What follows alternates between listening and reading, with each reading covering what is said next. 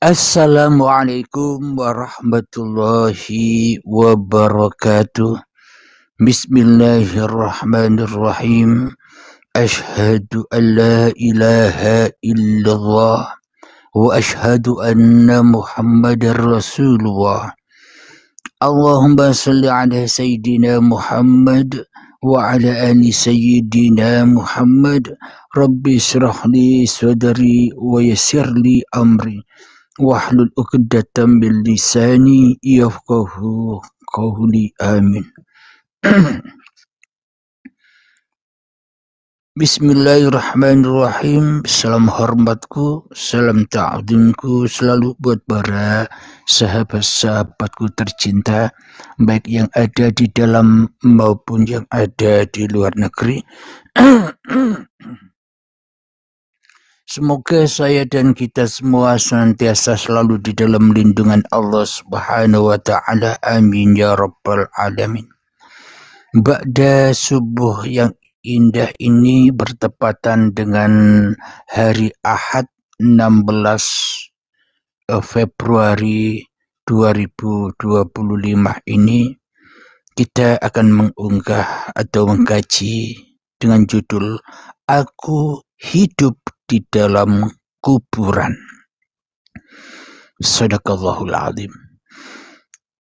Semua umat manusia selama ini memahami kuburan itu adalah kuburan yang ada di luar dirinya, yakni tanah-tanah pekuburan. Itulah anggapan manusia sebagai kuburan. Agama Islam meyakini bahwa ketika manusianya sudah mati kelak, sudah meninggal nanti, itu masih ada kehidupan, yakni di alam kubur. Bahkan bukan kehidupan lagi, ada pertanyaan kubur, ada kesengsaraan, ada siksa, ada kesedihan di dalam kuburan, sehingga kuburannya menyempit, menghimpit manusianya. Namun ada pula keindahan kuburan, kebahagiaan di dalam kuburan, sehingga luaslah kuburan itu.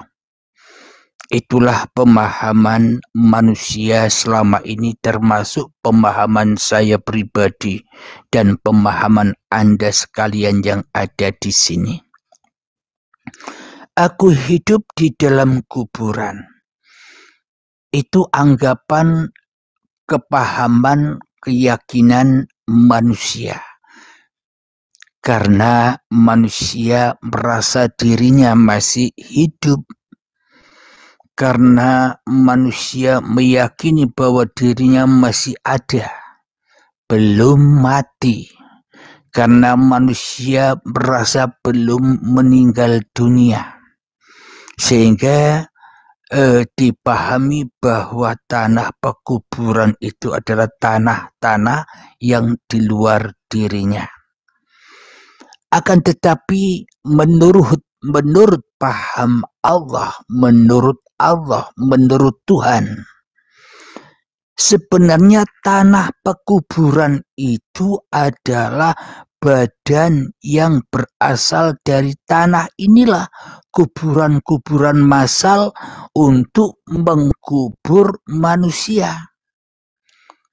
Jadi menurut Allah, menurut kajian jati diri, mencari jati diri, kenapa kita selama ini tidak bisa menemukan jati diri kita?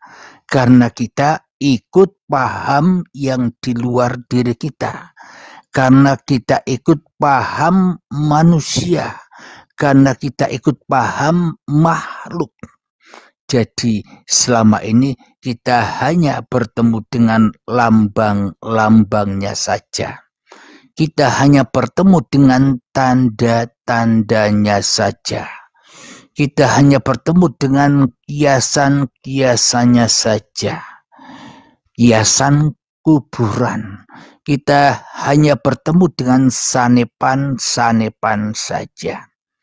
Maka dari itu di kajian YouTube Uripe Allah ini menampakkan kenyataan daripada yang tersurat, menampakkan kenyataan dari rahasia manusia yang hanya sebagai bayangan Tuhan ini. Bila manusianya masih mengikuti diri manusianya, sampai kapan manusia hanya jadi bayangan yang gelap?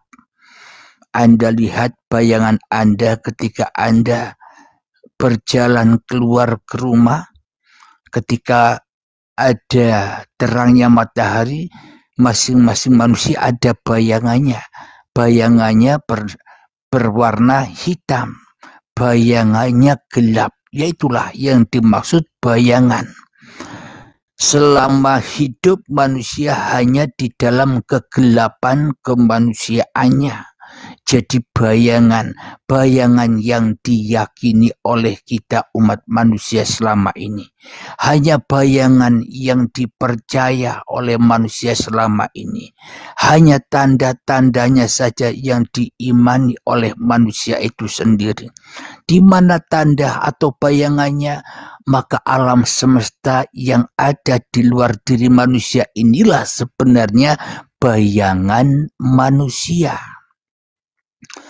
Jadi apa yang kita lihat itu bayangan manusia. Apa yang kita dengar itu bayangan manusia. Apa yang kita pikirkan itu bayangan manusia. Apa yang kita rasakan itu bayangan manusia. Apa yang kita dengar itu bayangan manusia. Manusia hanya iman, yakin, dan percaya dengan apa-apa yang ada di luar dirinya. Tersangkut dengan alam gaib yang di luar. Apa maknanya alam gaib? Alam yang tidak ada. Sebenarnya alam yang kita lihat yang di luar dirinya itu alam gaib. Meskipun menurut manusia ini alam nyata. Menurut manusia. Padahal apa yang kita lihat, apa yang kita dengar, apa yang kita pikirkan, apa yang kita rasakan, itu semuanya alam gaib. Alam yang tidak ada. Coba kita hayati bersama. Seumpama kita manusia, Abdul Halim, Anda manusia, ketika kita tidak ada di dunia ini, maka ya semuanya takkan pernah ada. Penglihatan tak pernah ada, pendengaran tak pernah ada, pemikiran tak pernah ada, perasaan tak pernah ada bila kita tidak ada di dunia ini. Bahkan apa yang kita lihat, alam semesta ini pun juga tidak ada. Matahari tidak ada, rembulan tidak ada, bintang gemintang tidak ada, langit tidak ada, bumi tidak ada, gunung tidak ada, laut tidak ada, hutan tidak ada, manusia tidak ada, hayawan tidak ada, tumbuhan tidak ada, bila tidak ada diri kita. Berarti selama ini kita telah lama terkubur, puluhan tahun lamanya terkubur kita di dalam diri kita sendiri. Kita hidup di dalam kuburan diri kita sendiri. Kita hanya sibuk melihat-lihat yang di luar diri kita. Kita sibuk mengimani, mempercayai apa yang kita lihat. Kita hanya sibuk mengimani, mempercayai apa yang telah kita dengar. Kita sibuk meyakini, mempercayai apa-apa yang kita nilai-nilai di dalam kehidupan ini yang di luar diri kita. Sedangkan kita lupa dengan siapa yang mengadakan alam semesta ini. Kita lupa siapa yang mewujudkan bayangan ini semua. Apa yang kita lihat, apa yang kita dengar, yang di luar kita ini sebenarnya bayangan kita, bayangan manusia. Berarti manusia lebih besar daripada bayangannya. Manusia lebih agung daripada bayangannya. Manusia lebih wujud daripada bayangannya. Tapi manusia termasuk saya selama ini, iman dan keyakinannya hanya pada bayangan. Iman kepada kitab-kitab bayangan. Apa kitab-kitab bayangan? Al-Quran, Injil, Zabur, Taurat, itu semua kitab bayangan. Kalau tak ada kita, Al-Quran, Injil, Zabur, Taurat tidak akan pernah ada. Kita sendirilah kitabullah, kitabnya Tuhan, kitab yang asli. Tapi selama ini kita menutup kitab-kitab kita sendiri sehingga kita hidup di dalam kuburan. Selama ini kita hidup di dalam kuburan tapi kita tidak menyadarinya. Selama ini kita hidup di dalam alam kegelapan tidak menyadarinya karena kita telah tertipu dengan pandangan kita sendiri. Kita tertipu dengan pendengaran kita sendiri. Kita tertipu dengan pemikiran kita sendiri. Kita tertipu dengan perasaan kita sendiri. Melihat apa-apa yang ada di luar diri kita. Kita tidak menyadari bahwa sesungguhnya alam gaib itu ya alam yang ada di luar diri kita. Itulah alam gaib. Alam yang nyata adalah alam yang ada pada diri kita, yang ada di dalam diri kita. Inilah alam yang nyata. Dengan apa yang ada di dalam diri kita, dengan alam yang nyata ini bisa menampilkan alam gaib. Jadi apa yang kita lihat, apa yang kita dengar, apa yang kita saksikan yang ada di luar diri kita, itu ada karena ada alam nyata. Apa itu alam nyata? Kehidupan. Hidup inilah alam nyata. Sehingga dengan hidup maka bergelarlah, gebiar alam semesta ini dengan alam yang nyata. Siapakah alam yang nyata? Ya, hidup inilah yang nyata daripada yang selain hidup. Dengan hidup terwujudlah diri manusia kita. Dengan hidup terwujudlah mata kita. Dengan hidup terwujudlah telinga kita. Dengan hidup terwujudlah hati kita. Dengan hidup terwujudlah akal pikir kita. Dengan hidup terwujudlah alam semesta yang kita saksikan ini. Jadi sebenarnya manusia ini bayangan hidup. Manusia ini bayangan Tuhan. Dan alam semesta ini jadi bayangan manusia. Tanpa manusia alam semesta tak ada. Jadi selama ini kita lebih iman kepada bayangan daripada beriman kepada yang hak, yang nyata. Daripada beriman kepada siapa yang punya bayangan. Alhamdulillahirabbil alamin. Jadi aku hidup di dalam kuburan sudah puluhan tahun lamanya aku hidup di dalam kuburanku sendiri. Usia saya 52 tahun. 52 tahun saya hidup di kuburan. Di dalam kuburan menerima siksa-siksa dari Tuhan. Di dalam kuburan selalu ditanya-tanya. Ketika aku mau merokok, ada pertanyaan, "Hei Halim, marabbuka, siapakah Tuhanmu yang membisarkan kamu merokok itu?" Pertanyaannya begitu di dalam kuburan ini, yakni di dalam hidupnya Abdul Halim. Berhubung yang ada Abdul Halim, berhubung yang ada hanya saya di dalam diri saya, pasti saya menjawabnya, Abdul Halim Robbi. Akulah Abdul Halim sebagai Tuhan yang bisa merokok. Seolah-olah yang bisa merokok hanyalah Abdul Halim. Seolah-olah yang bisa merokok hanya diri Anda. Allah tidak bisa apa-apa. Kenapa Allah kok tidak bisa apa-apa? Karena Allah tidak dijadikan Tuhannya Abdul Halim. Karena Abdul Halim sudah merasa dirinya Tuhan dan penguasa agar untuk bisa ngapa-ngapain, bisa mengerjakan segala sesuatu, bisa merokok, bisa minum kopi, bisa sholat, bisa ibadah, bisa baca Al-Quran, bisa mengaji, bisa sholawatan, bisa ke masjid.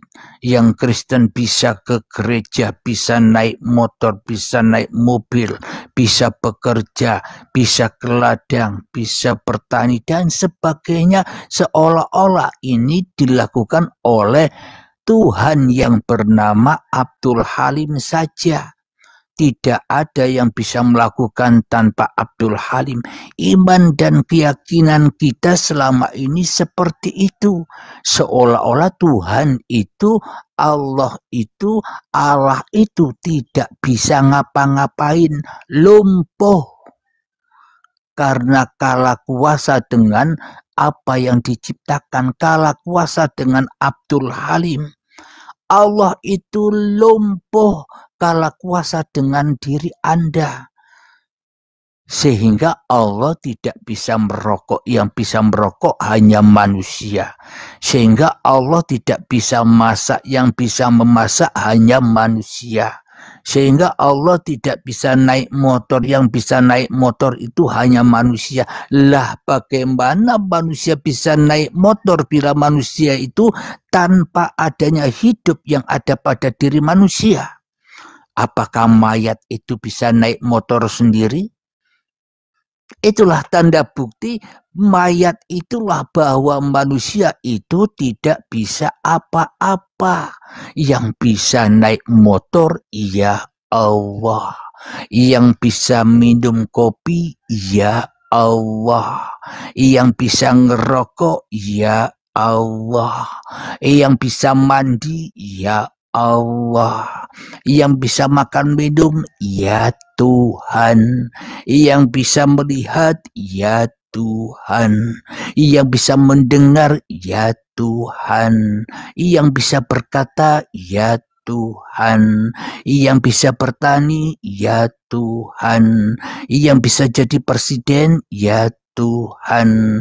Yang bisa jadi rakyat jelata, ya Tuhan. Pokoknya semuanya peran dan nama-nama setiap individu manusia diperankan oleh Tuhan, diperankan oleh hidup yang menghidupi manusia. Bila tidak ada hidup, bila tidak ada Tuhan, manusia itu bukan apa-apa dan bukan siapa-siapa. Aku bukan apa dan bukan siapa. Aku tidak apa dan tidak siapa. Aku hanya peran diperankan Tuhanku yang menciptakan sejak dari tanah janin bayi. Itu perjalanan dulu Kini agendanya Tuhan, kita mah enjoy saja.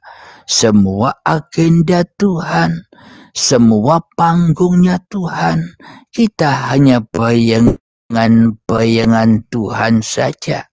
Al-insanu sirri wa ana sirruhu. Jadi manusia hanya bayangan Tuhan, nerimo ing pandum diperankan apa saja.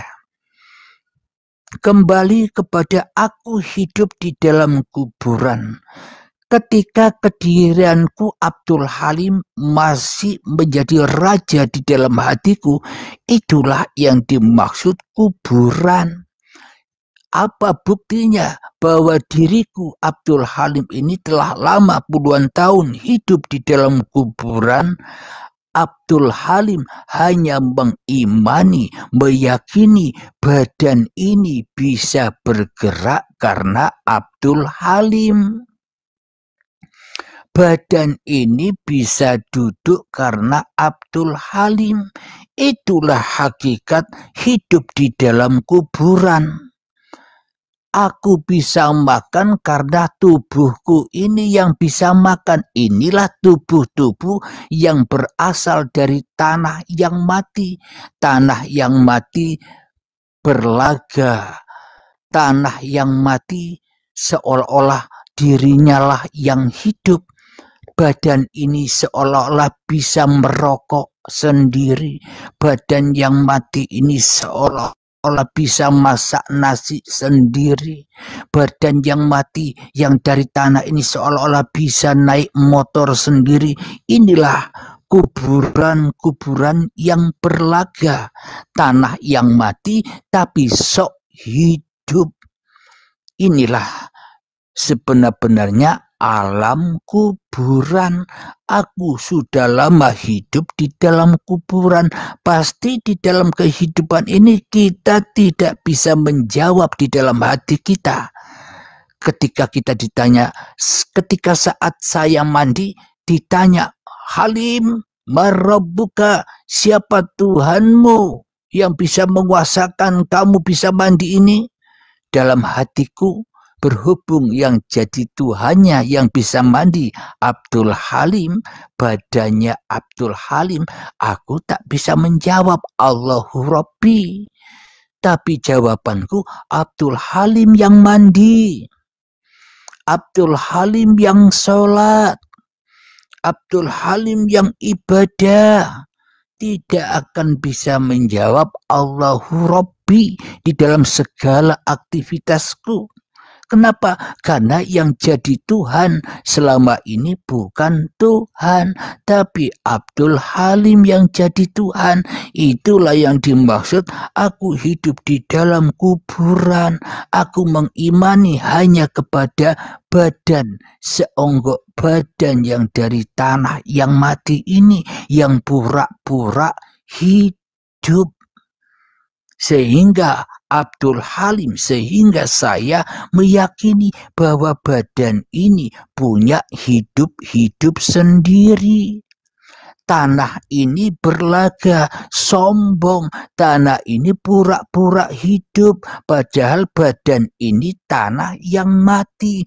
Tapi selama ini kita mengimani bahwa badan yang berasal dari tanah ini punya hidup sendiri tanpa hidupnya Tuhan. Apa buktinya? Yang ada di dalam hati kita masih diri manusia kita sendiri-sendiri yang merasa berkuasa atas badan-badan yang mati ini. Diri manusia kita sendiri yang mengimani atau yang menguasai badan yang dari tanah ini. Berarti itulah yang dimaksud kita selama ini hidup di dalam kuburan. 52 tahun di dalam kuburan disiksa terus abadan abada hingga waktu yang ditentukan, sampai datangnya kiamat, sampai datangnya baiat. Jadi Anda, saya kalau sudah dibaiat maka sudah bangkit dari kubur. Kalau saya, Anda sudah dibaiat, maka akan bangkit seperti kecambah, cepluk, cepluk, cepluk. Apa maknanya?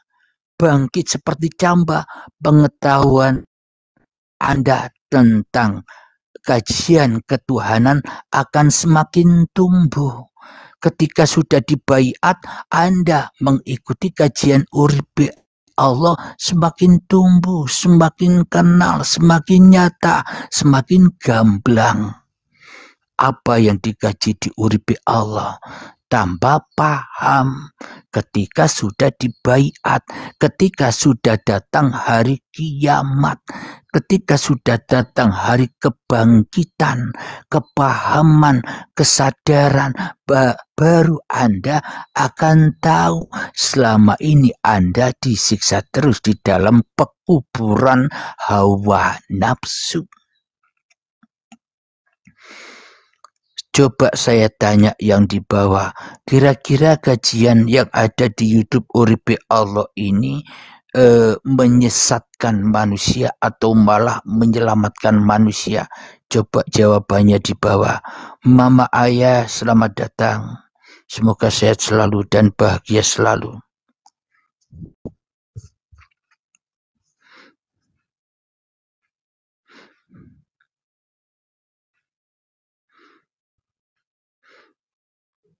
Gimana pendapat Anda kajian di YouTube Uripe Allah ini kira-kira bermanfaat atau malah menyesatkan?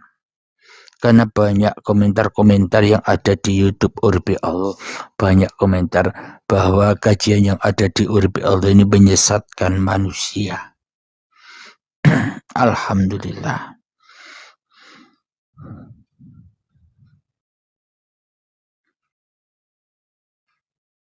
Alhamdulillah.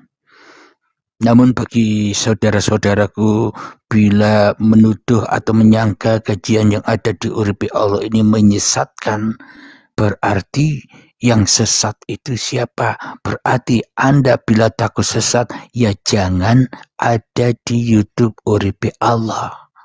Cari hidangan, cari makanan, atau carilah selera Anda sendiri. Ibarat orang yang menyesatkan itu sudah tahu ini racun bagi orang itu sendiri, tapi kok dimakan wae, ya kelepek-kelepek. Sudah tahu kajian Uripe Allah ini tidak dijangkaunya, tapi memaksa menjangkau, ya panas. Karena bukan penduduknya kok mau ikut masuk ke dalamnya, panas. Karena tidak seaura. Alhamdulillahirabbil alamin. Jadi aku hidup di dalam kuburan itu maknanya selama hidup ini kita selalu mengedepankan, mengandal-andalkan tubuh jasad kita untuk bergelar di dalam kehidupan ini. Kita mengaju-ajukan, kita membesar-besarkan badan-badan yang mati ini. Kita menonjol-nonjolkan kuburan-kuburan kita tanpa kita sadari selama ini. Berharta, menyombongkan, menunjukkan badannya, ini loh yang bisa mencari kekayaan. Ini loh yang bisa mencari kepintaran. Ini loh yang bisa punya ilmu yang banyak. Ini loh yang ahli ibadah, menonjol-nonjolkan kuburan. Kuburan yang mati, tanah yang mati, badan yang mati, badan yang tidak punya daya upaya walaupun sebiji darah kok ditonjol-tonjolkan. Salah iman. Kita selama ini salah keyakinan, salah akidah. Bila imannya saja salah, maka semua apa yang diperbuatnya salah. Sholatnya salah, syahadatnya salah, zakatnya salah, puasanya salah, hajinya salah, masaknya salah, rokokannya salah. makan minumnya salah, naik motornya salah, ke sawah salah, ke kantor salah. Semuanya detik per detik manusia di dalam kesalahan. Mengimani, meyakini tubuh yang bisa beraktivitas, padahal tubuh badan ini hanya kuburan. Maka dari itu manusia mudah disiksa, mudah bersedih, mudah kecewa, mudah marah, mudah tersinggung, mudah sombong, mudah ujub. Kenapa? Karena salah iman, salah keyakinan, salah memahabesarkan badan-badannya, salah memahaagungkan jasad-jasadnya, masa kuburan dibangga-banggakan. Bisa dipahami? Alhamdulillahirabbil alamin. Jadi sekarang Anda baru tahu bahwa sebenarnya siksa kubur, azab kubur, pertanyaan kubur itu hak adanya, nyata adanya. Kapan itu berlaku?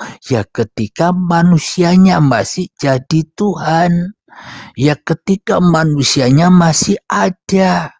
Tapi kalau manusianya tidak ada, ya tidak berlaku lagi. Contoh bagi orang-orang yang sudah meninggal dunia itu, ya tidak berlaku lagi siksa kubur. Wong ketika selama hidupnya berada di kuburan dan disiksa-siksa dengan kehidupannya karena beriman, meyakini, ikut kuburan, minta-minta pada kuburan, minta kaya pada kuburan, minta pintar pada kuburan, minta ilmu pada kuburan, semuanya serba kuburan. Apa itu maknanya? Semuanya serba raga-raganya yang diagung-agungkannya daripada yang menciptakan raga ini. Raganya, wajahnya dipais-paisi, dihias-hias dengan kecantikannya, dihias dengan bahan yang mahal, wajahnya agar kelihatan cantik, wajahnya agar kelihatan tampan, wajahnya agar kelihatan awet muda. Manusia diperbudak badan-badannya sendiri agar kelihatan badannya ini bagus di mata orang lain. Itulah kita selama ini tidak sadar salah iman dan salah keyakinan, mengimani bayangan daripada yang punya bayangan, mengimani manusia daripada yang menciptakan manusia. Jadi manusianya sudah lama hidup di dalam kuburan, disiksa terus, kurang terus di dalam kehidupan ini. Ya Allah, berilah aku rezeki ya Allah untuk melunasi hutang-hutangku ya Allah. Itulah siksa. Apa sih minta-minta itu, berdoa-doa itu ibaratkan ahli neraka, tolong, tolong, tolong, sesak di dalam kuburan ini. Kenapa? Karena di dalam kuburan ini aku telah mengkumpul-kumpulkan dunia. Yang kupikirkan hanyalah dunia, sehingga sesak hatiku, tidak ada tenang-tenangnya, tidak ada enjoy-enjoynya, tidak ada bahagia-bahagianya, karena dunia telah membakarku. Uang telah menyiksaku, anak telah menyiksaku, istri, suami telah menyiksaku, bahkan diriku sendiri telah menyiksaku. Sempit di dalam kuburan ini, aku ingin bunuh diri saja. Itu bagi orang-orang yang berputus asa dari rahmat Allah. Ya itulah sempitnya kuburan, dihimpit tanah, maknanya di himpit badannya sendiri. Segala dunia dimasukkan ke dalam badannya sehingga terhimpit penuh sesak dengan babakan dunia. Yaitulah azab kubur, yaitulah siksa kubur. Bisa dipahami? Nyata bukan? Kalau siksa kubur, azab kubur, kehidupan kubur yang kita selama ini yang kita bayang-bayangkan itu bukan yang sebenarnya, hanya bayangan. Tapi iman kita selama ini selalu ditakut-takuti oleh bayangan kita sendiri. Kenapa? Pasti yang paling kita takuti bukan apa-apa, tapi sebenarnya yang paling kita takuti adalah nasib diri kita sendiri. Berarti apa yang paling ditakuti oleh manusia adalah keberadaan manusia itu sendiri. Karena manusianya ada, yang ditakuti yang manusianya. Kenapa manusianya jadi hantu-hantu di dalam kuburan-kuburannya?